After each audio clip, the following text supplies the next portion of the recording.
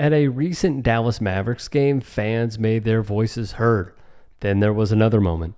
This fan was out of his chair singing Whitney Houston.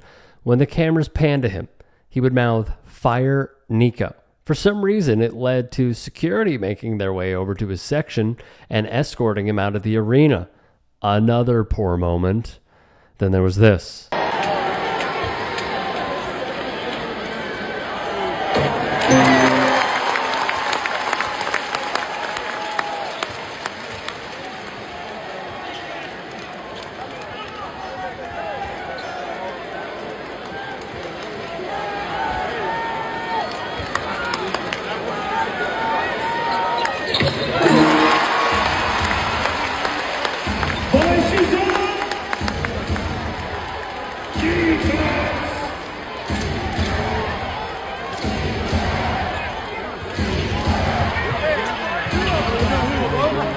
After Mavericks minority owner Mark Cuban heard the Fire Nico chants, he jawed back and forth with fans. Guys, quick break in the action. I have a new show coming out called The Rick Strom Show. It is going to be awesome. I'm interviewing musicians, athletes, producers, writers, journalists, authors, sports doctors. Go check it out at youtube.com/@TheRickStromShow. Also, be sure to throw me a follow on Instagram, Threads, Blue Sky. It can all be found in the description box below. Thank you. First, some particulars and then my thoughts on this.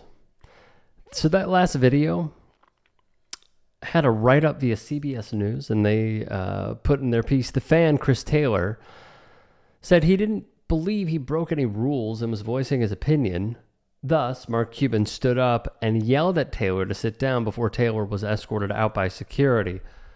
Now, I don't think an owner, of a sports franchise, especially a billionaire, even if they sit courtside every single game and have their designated seat, is in a winning position to ever pull something like this, because the consensus is not on your side. It will not be on your side.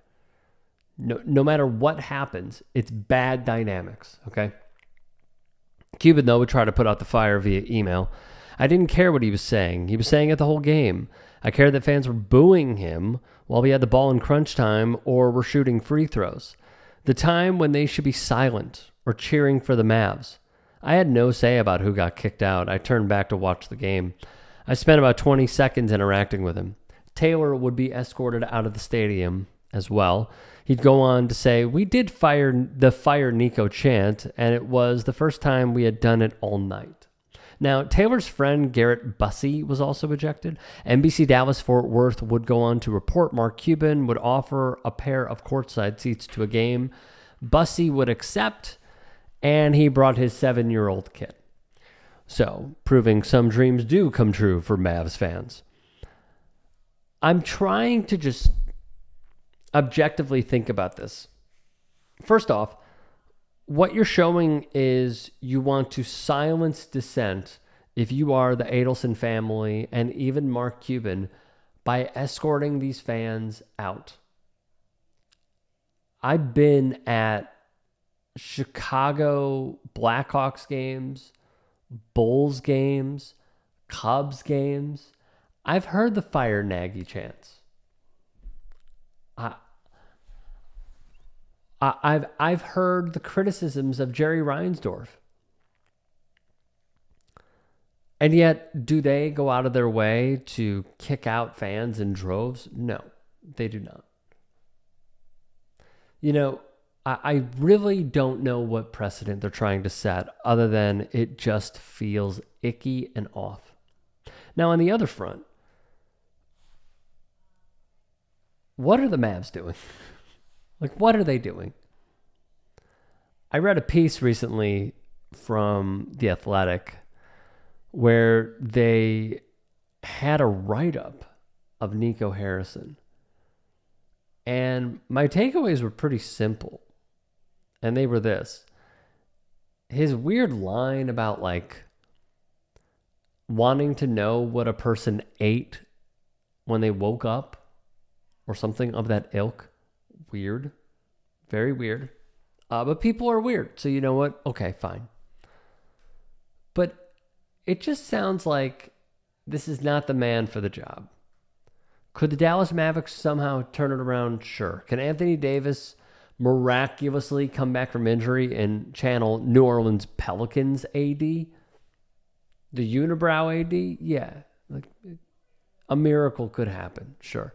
But when I'm looking at this roster, I just see veterans with injuries. Veterans that are good ball players, but were better players in different locations in the country when they were playing for different teams. Kyrie Irving, Klay Thompson, Anthony Davis. That's your big three. And you traded Luka Doncic, who is about to enter his prime if he's not already, but I think he could get better. I'm baffled. I don't know what Nico Harrison is doing.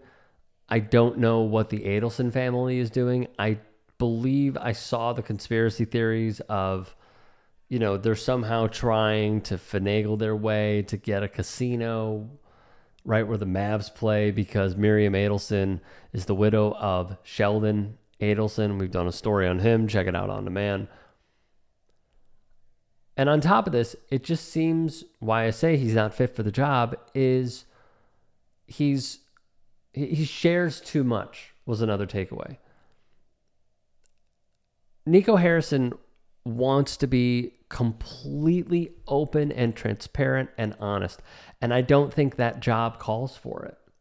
I think that job calls for a lot of smooching and some deceit, a level of deceit, where you potentially know that a team could be getting a degree of damaged goods, but you got to sell them a product that is brand new and is functioning at a great rate. I got to be honest. When someone sent me the trade, I thought it was a troll account because I could not believe the Dallas Mavericks would trade away Luka Doncic. And here we are with LeBron James potentially playing only a few more years, and he has Luka by his side.